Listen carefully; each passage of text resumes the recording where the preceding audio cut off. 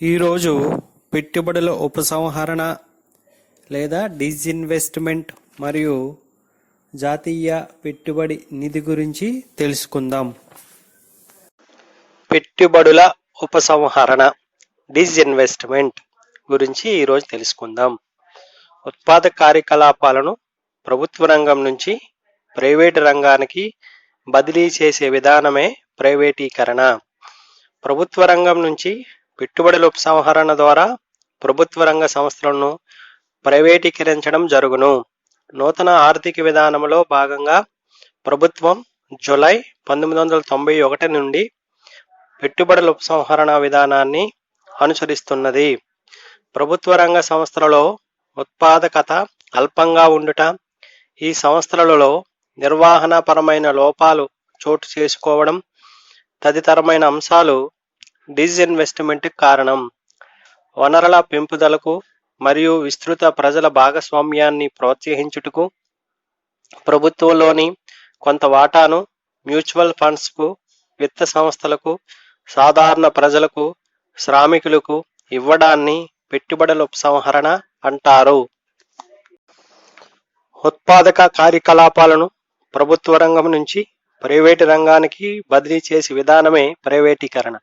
ప్రభుత్వ రంగ సంస్థలను ప్రైవేటీకరించే ఒక ప్రక్రియ ప్రభుత్వ పెట్టుబడుల ఉపసంహరణ. ప్రభుత్వ రంగ సంస్థలు వాటాలను పాక్షికంగా లేదా మొత్తంగా ప్రైవేటు రంగానికి అమ్మడాన్ని డిస్ఇన్వెస్ట్మెంట్ అంటారు. గత 3-4 దశాబ్దాలుగా ప్రపంచంలోని అనేక పారిశ్రామిక దేశాలు, సామ్యవాద దేశాలు, అభివృద్ధి చెందుతున్న దేశాలు ఈ ప్రైవేటీకరణ ప్రక్రియను చేపట్టి కొనసాగిస్తున్నారు. అభివృద్ధి చెందిన పారిశ్రామిక దేశాలు స్వచ్ఛందంగా ఈ కార్యక్రమం చేపడితే, అభివృద్ధి చెందుతున్న దేశాలు, సామ్యవాద దేశాలు మాత్రం ప్రపంచ బ్యాంకు, IBRD, అంతర్జాతీయ ద్రవ్యనిధి, IMF సూచనల మేరకు ప్రైవేటీకరణ ప్రారంభించారు. మొదటిసారిగా భారీ ఎత్తున ప్రైవేటీకరణ కార్యక్రమం 1980 దశకంలో ఇంగ్లాండ్లో ప్రారంభమైంది. అప్పుడు ప్రధానమంత్రి మార్గరెట్ థాచర్ ఆధ్వర్యంలో రైల్వేలు, రోడ్డు రవాణా, విమాన రవాణా సేవలు, టెలికమ్యూనికేషన్లు, చమురు, గనులు తవ్వకం మొదలైన రంగాలకు సంబంధించిన ప్రభుత్వ రంగ సంస్థలు ప్రైవేటు రంగానికి అమ్మివేయబడ్డాయి. చైనా దేశంలో కూడా మార్కెట్ సామ్యవాద విధానం అమలు జరుగుతుంది. భారతదేశంలో 1991 పారిశ్రామిక విధానం ద్వారా ప్రభుత్వ రంగ సంస్థలు ప్రైవేటీకరణ నిర్ణయం ప్రకటించింది.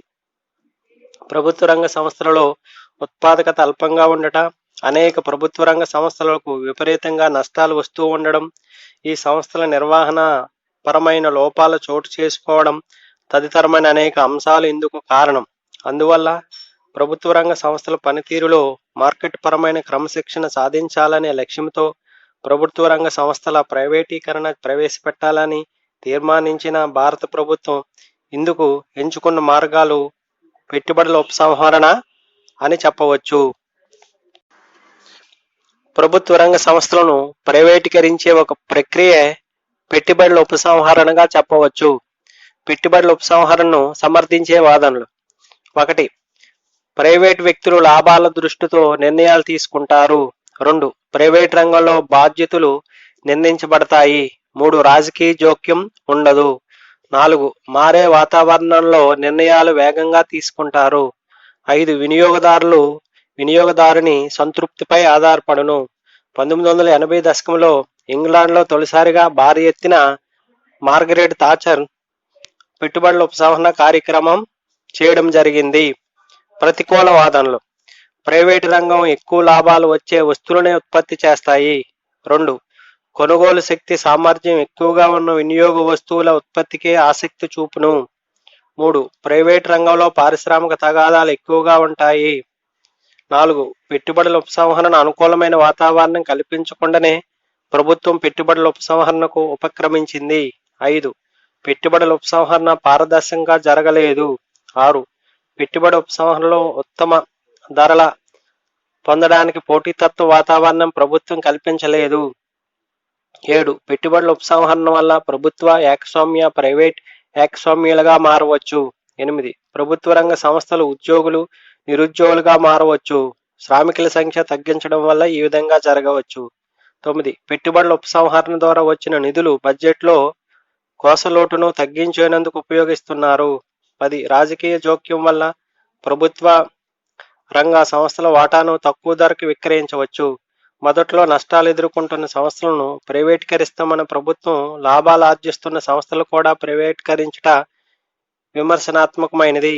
లాభాలు అందిస్తున్న సంస్థలకు ప్రైవేటీకరణ వర్తింపు చేయడం సరికాదు అరుణ్ జోషి పేర్కొన్నారు. ఆర్థిక వాతావరణాన్ని మెరుగుపరచకుండా ప్రభుత్వ రంగ సంస్థలను ప్రైవేట్ పరం చేయడం వల్ల ఎలాంటి ప్రయోజనం చేకూరదని బిమల్ జలాల్ పేర్కొన్నారు. ప్రభుత్వ సంస్థలను ప్రైవేటీకరించే బదులు వాటిలో రాజకీయ ఒత్తిళ్లు తగ్గించి, అధికారుల జోక్యం తగ్గించి, స్వయం ప్రతిపత్తిని కల్పించి, పోటీతత్వాన్ని పెంపొందించడంపై చర్యలు చేపడితే ప్రభుత్వ సంస్థలు ప్రైవేటు సంస్థలకు ఏమాత్రమూ తీసిపోవని మరొక అభిప్రాయం ఉంది. పెట్టుబడుల ఉపసంహరణ విధాన లక్ష్యాలు.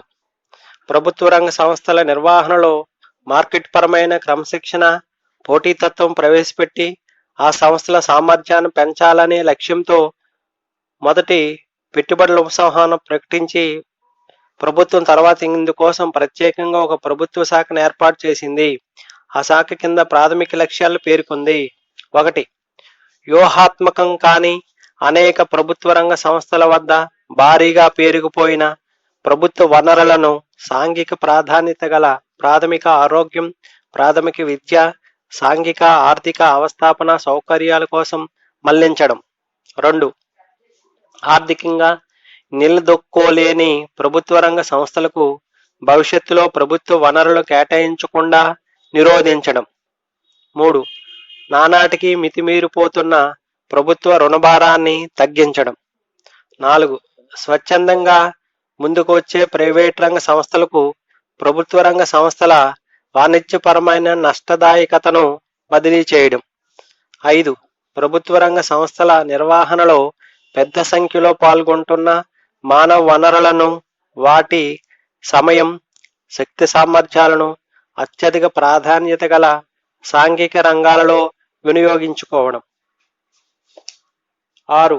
ఈ ప్రక్రియలో కనీసం 51% వాటా ప్రభుత్వ ఆధీనంలో ఉంటుంది మరియు వాటి నిర్వహణ, నియంత్రణ ప్రభుత్వానిది.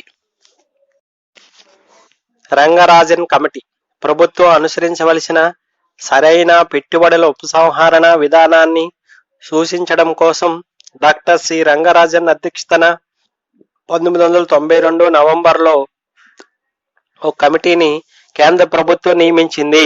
ఆ కమిటీ కింద సూచనలు చేసింది. 1. ప్రభుత్వ రంగానికి రిజర్వ్ చేసిన పరిశ్రమలు ఈక్విటీలో 49% వరకు ప్రైవేట్ రంగానికి విక్రయించవచ్చు. ఆ విధంగా క్రింద 6 పరిశ్రమలలో మాత్రమే ప్రభుత్వం 51% ఈక్విటీ కలిగి ఉంటుంది. 1. Buggy, lignite. బి. ఖనిజ నూనెలు. సి. ఆయుధాలు, మందుగుండు సామాగ్రి, రక్షణ సామాగ్రి. డి. అణుశక్తి. ఈ. రేడియో ధార్మికత గల ఖనిజాలు. ఎఫ్. రైల్వే రవాణా. 2. మార్కెట్లో నిర్ణయాత్మకమైన వాటా గల ప్రభుత్వ రంగ సంస్థలు వ్యూహాత్మక కారణాల వల్ల ప్రత్యేక గుర్తింపు కొనసాగించవలసిన సంస్థలు ఈక్విటీలో 74% వరకు విక్రయించుకోవచ్చు. అంటే ప్రభుత్వానికి 26% పరిమితం చేయవచ్చు. ఇతర సంస్థల విషయంలో 100% పెట్టుబడి ఉపసంహరణ చేయవచ్చు. 3. సంవత్సరం వారీగా లక్ష్యాలు కాకుండా పెట్టుబడుల ఉపసంహరణ కోసం ఒక స్పష్టమైన సమగ్ర ప్రణాళిక రూపొందించుకోవాలి. 4. ప్రభుత్వ రంగ సంస్థలను కార్పొరేట్ సంస్థలుగా మార్చి వాటి విత్త వ్యవస్థను పునర్వ్యవస్థీకరించి వాటి కోసం ఒక క్రమబద్ధీకరణ సంఘాన్ని రెగ్యులేషనరీ కమిషన్ నెలకొల్పాలి. 5. ప్రభుత్వ రంగ సంస్థల వాటాల విలువ నిర్ణయించేటప్పుడు కేవలం వాణిజ్యపరమైన అంశాలు మాత్రమే కాకుండా అంతకు ముందు నుంచి అవి నిర్వహిస్తున్న సాంఘిక బాధ్యతలను ప్రాతిపదికంగా తీసుకోవాలి. 6. ప్రభుత్వ రంగ సంస్థల్లో పనిచేస్తున్న ఉద్యోగులు, కార్మికులకు ప్రాధాన్యత వాటాల కేటాయింపుకు ఒక పథకాన్ని రూపొందించాలి. 7. ప్రభుత్వ రంగ సంస్థలలో డిస్ఇన్వెస్ట్మెంట్ జరిపించడానికి సంస్థల పునర్వ్యవస్థీకరణకు సంస్కరణల అమలు జరపడానికి సంబంధించిన కార్యాచరణ ప్రణాళిక నిర్వహణను పరిశీలించడానికి ఒక స్థాయి సంఘాన్ని నియమించాలి. 8. డిజిన్వెస్ట్మెంట్ ద్వారా లభించే రాబడుల్లో 10% మొత్తాన్ని ఒక నిధిగా ఏర్పరిచి విస్తరణ, హేతుబద్ధీకరణ అవసరాల కోసం సరైన షరతుల మీద ప్రభుత్వ రంగ సంస్థలకు రుణ సదుపాయం కల్పించాలి. పెట్టుబడుల ఉపసంహరణ కమిషన్, డిస్ఇన్వెస్ట్మెంట్ కమిషన్ 1996 ఆగస్టులో జీవి రామకృష్ణ అధ్యక్షతన 5 సభ్యులతో కూడిన ప్రభుత్వ రంగ పెట్టుబడుల ఉపసంహరణ కమిషన్ను కేంద్ర ప్రభుత్వం నియమించింది. ఏ ప్రభుత్వ రంగ సంస్థ ఎంతవరకు ఏ పద్ధతిలో వాటాలను విక్రయించాలో ఈ కమిషన్ సూచించాలి. పెట్టుబడుల ఉపసంహరణకు ముందే ప్రభుత్వ రంగ సంస్థలకు పునర్వ్యవస్థీకరించాలి. ఆ విధంగా చేయడం వల్ల వాటా విలువ పెరుగుతుందని, వాటాల విక్రయం ద్వారా లభించగల రాబడిని గరిష్టం చేసుకోవచ్చని కమిషన్ సూచించింది. అదేవిధంగా ప్రతి సంస్థను ఒక ప్రత్యేక సంస్థగా భావించి దానికి అనుకూలమైన విధానాన్ని అనుసరించాలని సిఫార్సు చేసింది. ప్రభుత్వ రంగ సంస్థలు core group, non core group అని 2 రకాలుగా కమిషన్ విభజించింది. మార్కెట్లో ప్రభుత్వ రంగ సంస్థలే ప్రాధాన్యత కలిగి ఉన్నట్లయితే వాటిని కోర్ గ్రూప్లో చేర్చింది. వీటిలో 49% వరకు వాటాలు విక్రయించవచ్చునని కమిషన్ సిఫార్సు చేసింది. 1999 ఆగస్టు నాటికి 58 సంస్థల విషయంలో కమిషన్ తన సిఫార్సులను అందించింది. వీటిలో 41 సంస్థల వాటాలను వ్యూహాత్మక విక్రయం ద్వారా బదిలీ చేయాలని, యాజమాన్యం మార్చాలని, 5 సంస్థల వాటాలను పబ్లిక్ ఇష్యూ ద్వారా విక్రయించాలని సిఫార్సు చేసింది. దీర్ఘకాలంలో డిజిన్వెస్ట్మెంట్ పై పరిశీలించి ఉత్తమమైన డిజిన్వెస్ట్మెంట్ కార్యక్రమాన్ని సూచించేందుకు జీవి రామకృష్ణ అధ్యక్షతన 1996 సంవత్సరంలో కమిషన్ నియమించారు. రామకృష్ణ అనంతరం డిజిన్వెస్ట్మెంట్ కమిషన్ను పునర్వ్యవస్థీకరించి ఆర్హెచ్ పటేల్ అధ్యక్షతన కమిషన్ నియమించారు. వ్యూహాత్మకం, స్ట్రాటజిక్, వ్యూహాత్మకం కాని నాన్ స్ట్రాటజిక్ సంస్థలు 1999 మార్చి 16న ప్రభుత్వ రంగ సంస్థలను వ్యూహాత్మక సంస్థలని, వ్యూహాత్మకం కాని సంస్థలని 2 రకాలుగా ప్రభుత్వం వర్గీకరించింది. ఆయుధాలు, మందుగుండు సామగ్రి, రక్షణ సామగ్రి, యుద్ధ విమానాలు, యుద్ధ నౌకలు, అణుశక్తి, అణువిద్యుత్, వ్యవసాయము, మందుల పరిశ్రమ ఉపయోగించే రేడియో ధార్మికత మినహా రైలు రవాణాకు సంబంధించిన సంస్థలను వ్యూహాత్మకమైనవి.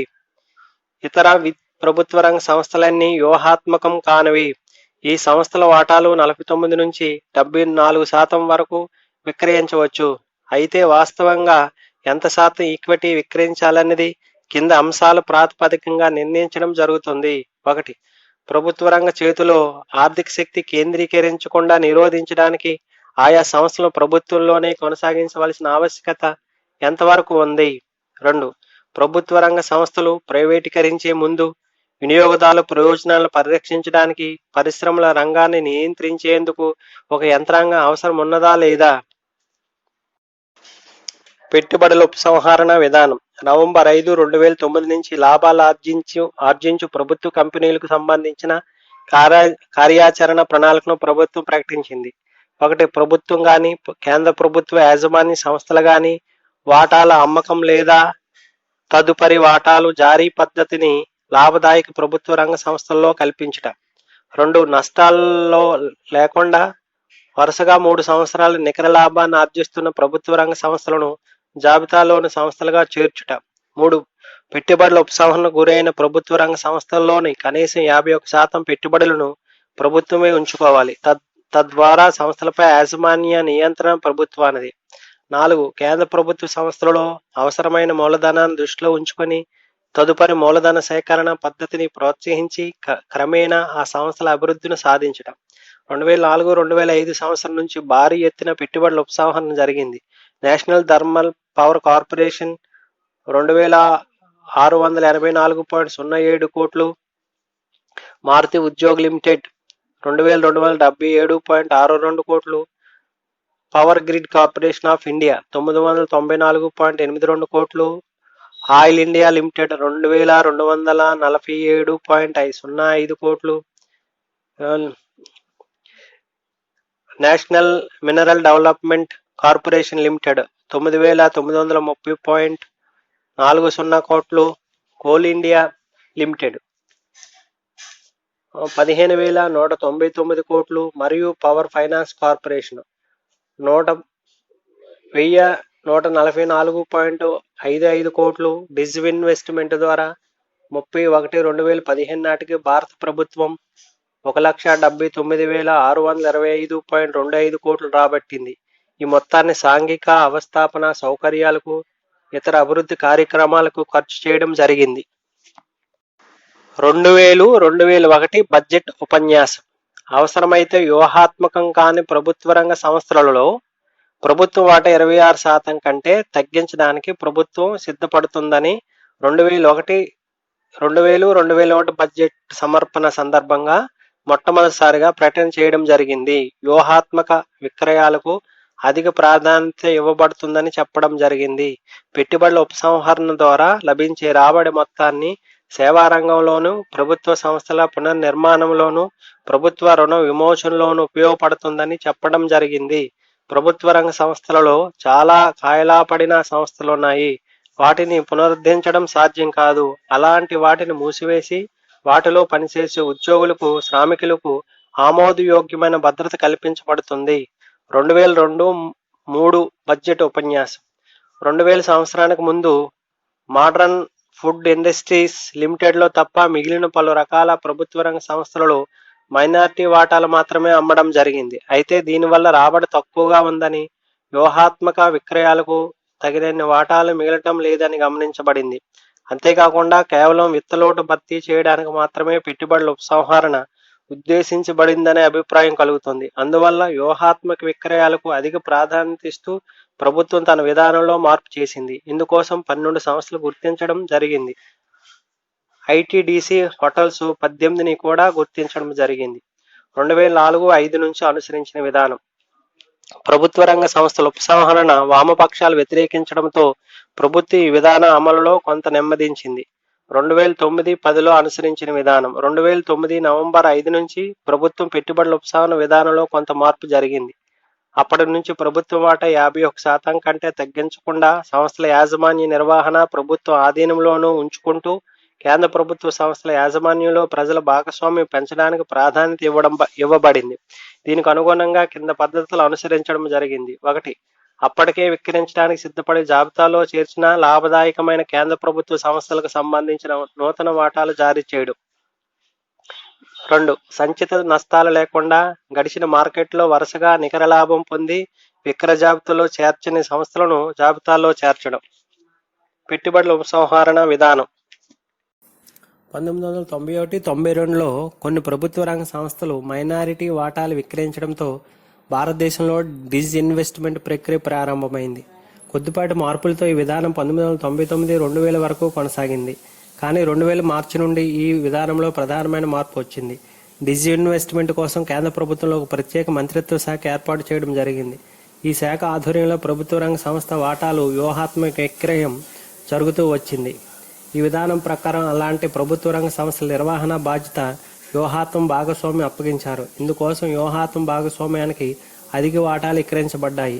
2000 ఏప్రిల్ నుంచి 2002 ఆగస్టు మధ్య వ్యూహాత్మక విక్రయం పద్ధతిలో వాటాలు విక్రయించిన ప్రభుత్వ రంగ సంస్థల వివరాల కింద పట్టిక ద్వారా తెలుసుకోవచ్చు. 1. సంస్థ పేరు మోడరన్ ఫుడ్స్. విక్రయం తేదీ జనవరి 2020. చెల్లించిన ఈక్విటీలో విక్రయించబడిన శాతం 74%. చెల్లించిన ఈక్విటీ నామమాత్రం విలువ 9.63 కోట్లు. వసూలైన మొత్తం 105.00 కోట్లు. ఎల్జేఎంసి విక్రయించిన శాతం 74%. చెల్లించిన ఈక్విటీ నామమాత్రం విలువ 0.70 కోట్లు. వసూలైన మొత్తం 2.53 కోట్లు. బెల్కో 51 కోట్లు. వసూలైన మొత్తం 826 కోట్లు. సిఎంసి వసూలైన మొత్తం 152 కోట్లు. హెచ్టిఎల్ వసూలైన మొత్తం 55 కోట్లు. బిఎస్ఎన్ఎల్ వసూలైన మొత్తం 3689 కోట్లు. ఐబిపి వసూలైనవి 1153.70 కోట్లు. పిపిఎల్ వసూలై 151.70 కోట్లు. జేఈఎస్ఎస్ఓపి వసూలైంది 18.20 కోట్లు. హెచ్జెడ్ఎల్ వసూలైన 445 కోట్లు. ఐపీసీఎల్ 1490.80 కోట్లు. మారుతి ఉద్యోగ్ 24 కోట్లు. హెచ్సిఎల్ 242 కోట్లు. ఐడిడిసి 444 కోట్లు. ప్రభుత్వం ప్రతి సంవత్సరం బడ్జెట్లో పెట్టుబడుల ఉపసంహరణ లక్ష్యాన్ని ప్రకటిస్తుంది. అయితే అనేక సంవత్సరాల్లో వాస్తవ విక్రయాల లక్ష్యం చేరుకోలేదు.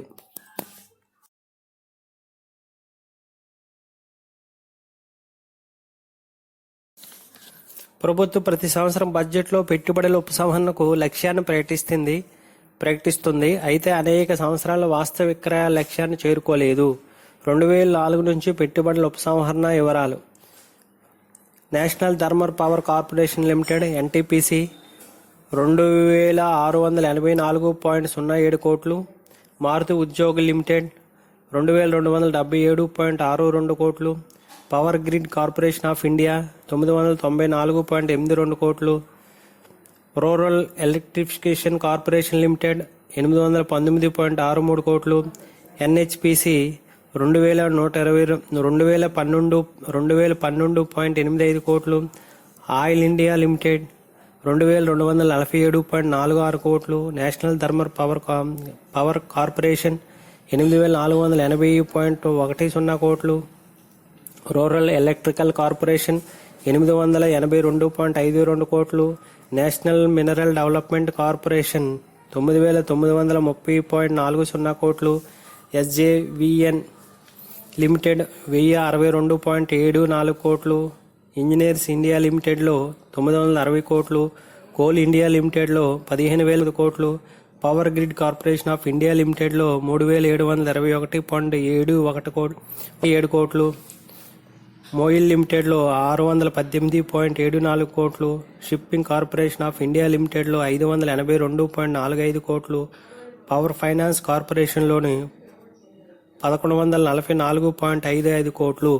ప్రభుత్వ రంగ సంస్థల సర్వే ప్రకారం 2090-2004 సంవత్సరాల మధ్య కేంద్ర ప్రభుత్వ రంగ సంస్థల్లో పెట్టుబడుల ఉపసంహరణ 99,330 కోట్ల నుంచి 3,49,209 కోట్లు పెరిగాయి. వార్షిక పెరుగుదల 9.4%. ఇదే కాలంలో పెట్టుబడుల ఉపసంహరణ ద్వారా సేకరించిన రాబడి 49,126 కోట్లు. ఇది మొత్తం పెట్టుబడుల్లో 14.1%. రాష్ట్ర ప్రభుత్వాల యాజమాన్యంలో ప్రభుత్వ రంగ సంస్థలను మొత్తం పెట్టుబడి 2000 మార్చి 31న 1,62,063 కోట్లు. 91-92 మరియు 2004-2005 మధ్య కాలంలో పెట్టుబడుల ఉపసంహరణ లక్ష్యాలు వాస్తవిక రాబడి వివరాల కింద పట్టికలో చెప్పవచ్చు. సంవత్సరం 91-92లో రాబడి లక్ష్యం 2,500 కోట్లు. వాస్తవిక రాబడి 3,038 కోట్లు. 92-93లో 2,500 కోట్లు రాబడి లక్ష్యం. వాస్తవ రాబడి 1,913 కోట్లు. 1994-95లో 4,000 రాబడి లక్ష్యం. వాస్తవిక రాబడి 4,843 కోట్లు. 95-96లో 7,000 కోట్లు రాబడి లక్ష్యం. వాస్తవిక రాబడి 362 కోట్లు. 1996-97లో రాబడి లక్ష్యం 5,000 కోట్లు. వాస్తవ రాబడి 380 కోట్లు. 1997-98లో 4,800 కోట్లు రాబడి లక్ష్యం. వాస్తవిక రాబడి 902 కోట్లు. 1998-99లో 5,000 కోట్లు రాబడి లక్ష్యం. 5,371 వాస్తవిక రాబడి. 1999-2000లో రాబడి లక్ష్యం 10,000 కోట్లు. వాస్తవ రాబడి 1,829 కోట్లు. 2001-2002లో 12,000 కోట్ల రాబడి లక్ష్యం. 1,870 వాస్తవ రాబడి. 2002-2003లో రాబడి లక్ష్యం 12,000 కోట్లు. వాస్తవ రాబడి 3,348 కోట్లు. 2003-2004లో 14,500 కోట్లు రాబడి లక్ష్యం. వాస్తవ రాబడి 15,547 కోట్లు. 2004-2005లో 4,000 కోట్లు రాబడి లక్ష్యం. 4,091 వాస్తవిక రాబడి. 2015-16 బడ్జెట్లో 69,500 కోట్ల పెట్టుబడుల ఉపసంహరణ లక్ష్యం. 2016-17లో 56,500 కోట్లు లక్ష్యం. 2017-18 బడ్జెట్లో 72,500 కోట్లు పెట్టుబడుల ఉపసంహరణ లక్ష్యంగా పెట్టుకున్నారు. 1999 నుండి ప్రభుత్వం ఒక వ్యూహాత్మక స్వామ్యాన్ని ఎంపిక చేసుకొని ఆ భాగస్వామికి పెట్టుబడుల విక్రయించడం ప్రారంభించారు. ఉదాహరణ, VSNLను టాటా వారికి విక్రయించారు. 1999లో ప్రత్యేకంగా డిపార్ట్మెంట్ ఆఫ్ డిస్ఇన్వెస్ట్మెంట్ ఏర్పడింది. ఇవే 2001లో మినిస్టర్ ఆఫ్ డిస్ఇన్వెస్ట్మెంట్గా మారింది. 2004 నుంచి మినిస్టర్ ఆఫ్ ఫైనాన్స్లో ఒక భాగమైంది. మొదటి చివరి పెట్టుబడుల ఉపసంహరణ మంత్రి అరుణ్ శౌరి. 2005లో యూపీఏ ప్రభుత్వం నేషనల్ ఇన్వెస్ట్మెంట్ ఫండ్ను ఏర్పాటు చేసింది. ఉపసంహరణ ద్వారా వచ్చే నిధులను దీనికి జమ చేసి దీనిలో 75% సాంఘిక సేవలపైన, 25% లాభాలలో నడిచే ప్రభుత్వ రంగ సంస్థలలో పెట్టుబడులుగా పెడతామని ప్రభుత్వం హామీ ఇచ్చింది.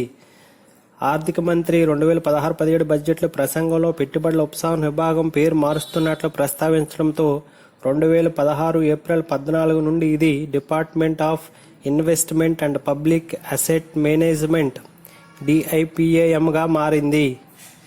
ప్రస్తుతం మైనారిటీ వాటాలు విక్రయిస్తున్న వారు మెజారిటీ వాటా ప్రభుత్వం ఉంచుకుంటుంది. నీతి ఆయోగ్ని సంప్రదించి స్ట్రాటజిక్ డిస్ఇన్వెస్ట్మెంట్ను చేపడుతుంది. ప్రభుత్వ సంస్థలో ప్రభుత్వ పెట్టుబడుల సమగ్ర నిర్వహణ ద్వారా వృద్ధిని పెంచుటకు ప్రయత్నిస్తున్నారు. 2015-16 బడ్జెట్లో 69,500 కోట్ల పెట్టుబడుల ఉపసంహరణ లక్ష్యంగాను, 2016-17లో 56,500 కోట్లు, 2017-18 బడ్జెట్లో 72,500 కోట్లు లక్ష్యంగా పెట్టుకున్నారు. జాతీయ పెట్టుబడి నిధి. పెట్టుబడి ఉపసంహరణ ద్వారా సమీకరించిన మొత్తం జాతీయ పెట్టుబడి నిధిలో జమ అవుతుంది. వచ్చిన నిధులు విధానం క్రమమును తెలుసుకునేందుకు భారత ప్రభుత్వం నవంబర్ 3, 2005 సంవత్సరమున జాతీయ పెట్టుబడి నిధి ఏర్పాటు చేసింది. ఈ మొత్తం ప్రత్యేక నిధిగా నిర్వహించబడును.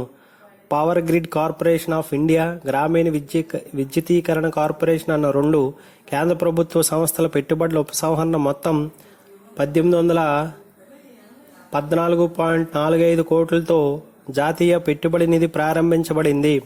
జాతీయ పెట్టుబడి నిధి ముఖ్య లక్ష్యం: 1. పెట్టుబడుల ఉపసంహరణ ద్వారా సేకరించిన మొత్తం భారత సంఘటిత నిధిలో కలపకుండా ప్రత్యేక నిర్వహించబడును. 2. జాతీయ పెట్టుబడి నిధి శాశ్వత వినియోగ స్వభావం కలిగి ఉంటుంది. 3. ప్రభుత్వానికి నిలకడతో కూడిన ఆర్థిక ఫలితాలను చేకూర్చే విధంగా ఈ నిధి నిర్వహణ జరుగుతుంది. నిధులు నిరుపయోగం కాని పద్ధతిలో ఎంపిక చేయబడ్డ ప్రభుత్వ రంగ మ్యూచువల్ ఫండ్ల నిర్వహణ ఉంటుంది. 4. ఈ నిధిపై వచ్చే వార్షిక ఆదాయంలో 75% మొత్తమును విద్య, ఆరోగ్యం, ఉపాధి మొదలుగా సామాజిక పథకాలకు అందించును. మిగిలిన 25% వార్షిక ఆదాయాన్ని లాభదాయకమైన మూలధన పెట్టుబడుల అవసరాలకు మరియు ఆర్థిక బలహీనమైన ప్రభుత్వ రంగ సంస్థల లాభార్జనను సాధించే విధంగా మూలధనపరమైన, ఆర్థికపరమైన అవసరాలకు వినియోగించుట. ఈ నిధిని సామాజిక పథకాలైన జవహర్ నెహ్రూ పట్టణ రెన్యువల్ మిషన్, రాజీవ్ గాంధీ గ్రామీణ విద్యుదీకరణ యోజన, ఇందిరా ఆవాస్ యోజన, జాతీయ గ్రామీణ ఉపాధి భద్రతా పథకాలకు ఆర్థిక సహాయం అందజేయబడును. జాతీయ పెట్టుబడి నిధి నుంచి వివిధ కార్యక్రమాల కేటాయింపులు భారత ప్రభుత్వం బడ్జెట్లో పొందుపరచును. 2013-14 ఆర్థిక సంవత్సరం సమర్పించిన బడ్జెట్లో ప్రభుత్వ బ్యాంకులకు, పునర్విత్త సదుపాయాలకు, భారతీయ రైల్వేలకు అవసరమైన మూలధన వ్యయానికి కేటాయింపులు జరిగినవి. విమర్శలు. భారత ప్రభుత్వం అనుసరిస్తున్న వచ్చిన పెట్టుబడుల ఉపసంహరణ విధానం అనేక విమర్శలకు గురి అయింది. ప్రభుత్వం కేవలం వ్యూహాత్మక రంగంలోనే సంస్థలు కొనసాగించాలని, వ్యూహాత్మకం కాని రంగంలో ప్రభుత్వ రంగ సంస్థలు అమ్మేయాలని విధానం విమర్శించబడింది. వ్యూహాత్మక రంగంలో కొన్ని పరిశ్రమలను చేర్చకపోవడం ఆక్షేపణకు గురైంది. ఉదాహరణకు అది పెద్ద పెట్టుబడిదారీ వ్యవస్థ అయిన అమెరికా దేశంలో కూడా పెట్రోలియం పరిశ్రమ వ్యూహాత్మకమైందిగా భావించబడుతుంది. కానీ భారత ప్రభుత్వం దీనిని వ్యూహాత్మక రంగంలో చేర్చలేదు. అదేవిధంగా విద్యుత్ రంగం కూడా దేశ ఆర్థిక ప్రయోజనాల దృష్ట్యా చాలా కీలకమైంది. దీనిని వ్యూహాత్మక రంగంలో చేర్చకపోవడం తప్పని కొందరు అభిప్రాయం. ప్రభుత్వ రంగంలో BHEL సంస్థ మొత్తం పెట్టుబడి 20,417 కోట్లు. దేశం ఉత్పత్తి చేసే మొత్తం ఉత్పత్తిలో దీని వాటా 25.83%. ప్రపంచ విద్యుత్ రంగంలో అతిపెద్దదైన ABB, సిమాన్స్, GEC కంపెనీల కంటే BHEL సమర్థవంతంగా పనిచేస్తుంది. ఎన్రాన్ కంపెనీతో మనకు ఎదురైన చేదు అనుభవం దృష్ట్యా అయినా విద్యుత్ పరిశ్రమను వ్యూహాత్మక రంగంలో చేర్చాలి. 2. లాభసాటిగా నడుస్తున్న ప్రభుత్వ రంగ సంస్థలలో పెట్టుబడుల ఉపసంహరణ విధానం చేపట్టడం తీవ్ర విమర్శలకు గురైంది. ఇందుకు ఒక ప్రముఖమైన ఉదాహరణ VSNL 1997-98 నుంచి 99-2000 మధ్య 3 సంవత్సరాల కాలంలో VSNL సంస్థ గడించిన మొత్తం లాభం 3,133 కోట్లు. కానీ ఈ సంస్థలో 25% వాటాలను టాటా కంపెనీకి 1,439 కోట్లు విక్రయించబడింది. 2000-2001 సంవత్సరంలో నెల్కో సంస్థ లాభం 656 కోట్లు, BPCL లాభం 820 కోట్లు, HPCL సంస్థ లాభం 1088 కోట్లు. 2000-2001 సంవత్సరంలో నైవేలి లిగ్నైట్ కంపెనీ లిమిటెడ్ 726 కోట్లు, IRCON ఇంటర్నేషనల్ 66 కోట్ల లాభాలు గడించాయి. పై సంస్థలో కొన్ని నవరత్నాలు, మినీరత్నాలు వర్గీకరించబడ్డాయి. ఇలాంటి 25 సంస్థలు డిజిన్వెస్ట్మెంట్ పరిధిలోకి తేవాలనే ప్రభుత్వ ఆలోచన తీవ్ర విమర్శలకు గురైంది. ఈ విషయంలో ప్రభుత్వ సంస్థలు ఈ సంస్థల వాటాలను చౌకగా అమ్మవేయడం సరికాదు, పునరాలోచన చేయడం అవసరం. 3. 1999-2000 మధ్య ప్రభుత్వ రంగ సంస్థల వేలం పద్ధతిలో ప్రభుత్వ రంగ సంస్థల ఈక్విటీ విక్రయించింది. NRIలు ఇందులోనూ పాల్గొనే అవకాశం కల్పించింది. ఈ పద్ధతి మంచి ఫలితాలు ఇచ్చింది. అయితే తర్వాత కాలంలో పెట్టుబడుల ఉపసంహరణకు సంబంధించి ప్రభుత్వ వ్యూహాత్మక విక్రయ పద్ధతిని ఎంపిక చేసుకుంది. దీనివల్ల పెట్టుబడుల ఉపసంహరణ ప్రక్రియ త్వరగా చేయవచ్చునని ప్రభుత్వ ఉద్దేశం. ఈ విధానం తీవ్ర విమర్శలకు గురైంది. బహిరంగ వేలంలో ఉండే పారదర్శకత ఈ పద్ధతిలో ఉండదని విమర్శించబడింది. ప్రపంచంలోనే ఇంగ్లాండ్, ఫ్రాన్స్, చైనా, మలేషియా, దక్షిణాఫ్రికా, స్పెయిన్, జర్మనీ మొదలైన అనేక దేశాల్లో బహిరంగ వేలం పద్ధతి విజయవంతమైంది. 4. పెట్టుబడుల ఉపసంహరణ విధానం వల్ల ప్రభుత్వ రంగ ఏకస్వామ్య సంస్థల్లో ఏకస్వామ్య స్థానంలో ప్రైవేటు ఏకస్వామ్యాలు ఏర్పడతాయనేది మరొక విమర్శ. VSNLలో టాటా కంపెనీ, IPCLలో రిలయన్స్ కంపెనీ వ్యూహాత్మక భాగస్వాములుగా చేర్చుకోవడం వల్ల ఇలాంటి పరిస్థితి ఉత్పన్నమైంది. 5. ప్రభుత్వ రంగ సంస్థల వాటాలు వాటి మార్కెట్ విలువ కంటే తక్కువ విలువకు విక్రయిస్తున్నారని విమర్శించడం జరిగింది. 1997-92లో ఈ విధంగా ప్రభుత్వానికి 3,000 కోట్ల నష్టం ఏర్పడిందని పబ్లిక్ అకౌంట్స్ కమిటీ వ్యాఖ్యానించింది. అదేవిధంగా బెల్కో వాటాలు 300 కోట్లు తక్కువ విలువకి విక్రయించారని భారత కంట్రోల్ అండ్ ఆడిటర్ జనరల్ తన నివేదికలో ఎత్తి చూపారు. 6. పెట్టుబడుల ఉపసంహరణ ద్వారా వచ్చిన రాబడిని ప్రభుత్వ భారత కన్సాలిడేటెడ్ నిధిలో జమ చేసిన బడ్జెట్ లోటును భర్తీ చేయడానికి వినియోగిస్తున్నారన్నది విమర్శ ఉంది. విమర్శ దృష్టిలో ఉంచుకొని ప్రభుత్వం పెట్టుబడుల ఉపసంహరణ రాబడి నిధిని ఏర్పాటు చేయనున్నట్లు ప్రకటించింది. 7. ఈ పద్ధతి వల్ల పెట్టుబడుల ఉపసంహరణ చేసిన ప్రభుత్వ సంస్థల్లో పనిచేస్తున్న ఉద్యోగులకు, కార్మికులకు ఉద్యోగ భద్రత లోపిస్తుందని మరొక విమర్శ. ఈ విషయంలో ప్రభుత్వం అనేక హామీలు ఇస్తున్నట్లు వాస్తవంలో ఏమీ జరగటం లేదనే అభిప్రాయం ఉంది. పై విమర్శలను దృష్టిలో ఉంచుకొని ప్రభుత్వ రంగ సంస్థల పెట్టుబడుల ఉపసంహరణ విధానాన్ని పునఃపరిశీలన చేసి ప్రభుత్వ రంగ సంస్థలను సమర్థవంతంగా నడిపే విధానాన్ని రూపొందించవలసిన అవసరం ఉంది. అసమర్థత, నష్టాలు ఒక్క ప్రభుత్వ రంగంలోనే కాదు, ప్రైవేటు రంగాల్లో కూడా ఉన్నాయి. భారతదేశం ఎంచుకున్నప్పుడు మిశ్రమ ఆర్థిక వ్యవస్థలో ప్రభుత్వ రంగం, ప్రైవేటు రంగం చేదోడు వాదోడుగా సమర్థవంతంగా పనిచేసినందుకు తగిన చర్యలు తీసుకోవడం అవసరం.